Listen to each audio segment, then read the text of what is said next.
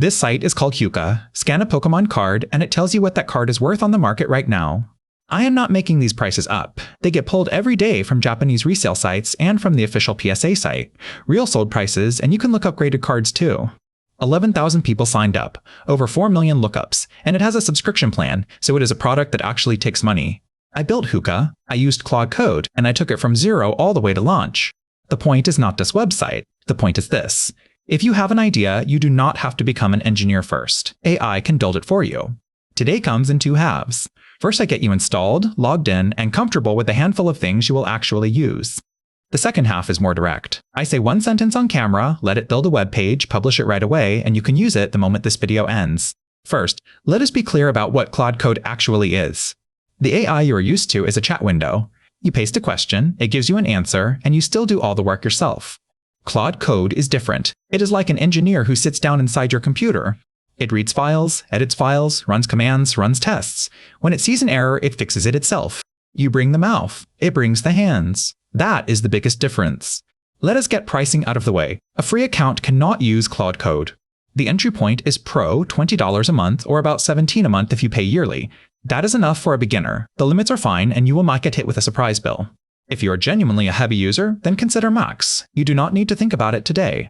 Let us install it. If you are on Windows, open PowerShell. Paste this one line from the official site, hit enter, and let it run. When it finishes, type Claude-version. If a version number comes back, you are installed. On Mac or Linux, it is even simpler. Open the terminal, same single line from the official site, paste it in, wait for it to finish, and verify the same way with Claude-version. If you basically live inside VS Code, there is a third way to install it. Open Extensions, search for Claude Code, and hit Install. Once it is installed, you get a Claude panel right inside the editor. Writing code and asking the AI happen on the same screen. And the last option for anyone who does not want to touch a black terminal window at all, the official desktop app. Download the installer from the site and click through it. Open it, and it is just a normal windowed app. A text box, some buttons, zero command line pressure. Whichever way you installed it, the first time you open it, you have to log in. It opens your browser, shows you an authorization screen, and you approve it with your Claude account. Come back, see it say hello, and you are ready to work. Okay, let us do this for real. Say you already have a project. In the terminal, cd into the project folder and type Claude. On the desktop app, it is even easier. Just open that folder. For your very first message, here is what I would say. Analyze this project for me. What does it do? What is it built with? And where is the important code? It goes through the whole project, then explains it back to you. Honestly, clearer than a lot of engineer handovers. Next, tell it to write those key points into a file called CLAUDE.md. That file is its long-term memory. Next time you open it, it does not have to learn your project again.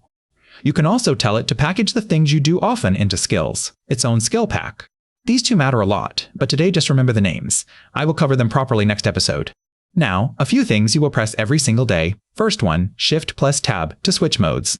The default mode is the safest. Every time it wants to touch your files, it stops and asks you first. Press it again for auto. It runs all the way through without interrupting you. Once you start trusting it, this is where you will live. Press it once more for plan mode. Read only, no changes, it gives you a full plan first. For big jobs, or when you are nervous about it touching things, this one is the safest. Second, /model to switch models. You have got Fable, you have got Opus, and you can also dial the thinking time. My own rule is simple. Everyday small stuff, fast model with short thinking. Genuinely hard problems, turn the thinking time up and let it think. The answers get a lot more solid. Third, a few commands worth memorizing. They make a real difference. /clear clears it once when you switch to a new task. Otherwise, the earlier conversation drags it around. If the conversation is long, but you do not want to lose it, use /compact. It keeps the important parts and squeezes the space back out. If you forget what commands exist, type /help and it lists them all. And then the one I think matters most, checking your usage. Because everyone hits that moment. Halfway through something, the tokens run out and you are stuck. Type /usage. How much you have used and when it resets, all in one place. /status tells you which account you are logged in as. Make it a habit. Glance at it before you start. Glance again before a big task. Much better than getting cut off halfway. That is the fundamentals. Now let me show you live. I hit Shift+Tab to switch to auto/model to pick Fable, thinking time on medium. And then I type just this one sentence. Build me a cute little pomodoro timer as a web page. Hit enter. From here I do nothing. Watch it open files, write code, open it up to check its own work, notice something is off, and fix it itself. This is when you go get a glass of water. Seriously, it is that relaxed. A few minutes later, it is done. How do you see the result? If you are on the desktop app, it has a built-in browser and an iOS simulator. The web page just opens in the built-in browser, and if what you made is an app, it runs straight in the simulator. You do not have to set up any environment. Here is the fun part. Claude Code also gives you a temporary web address. Hit publish, and that address goes live. Anyone can open it. Like this Pomodoro timer on screen. That came out of the one sentence I just typed. The link is in the description. You can go open it right now. One sentence turned into a web page the whole world can use. Pretty simple, right? Back to that site from the beginning. Huca was built exactly like this, one sentence at a time. The only difference is that I said a few hundred sentences instead of one. So what I am telling you is not that coding got easier. What I am telling you is this. You have ideas and now you can actually build them. Next episode, I cover CLAUDE.md and Skills properly and turn it into your own personal engineer. Subscribe so you do not miss it.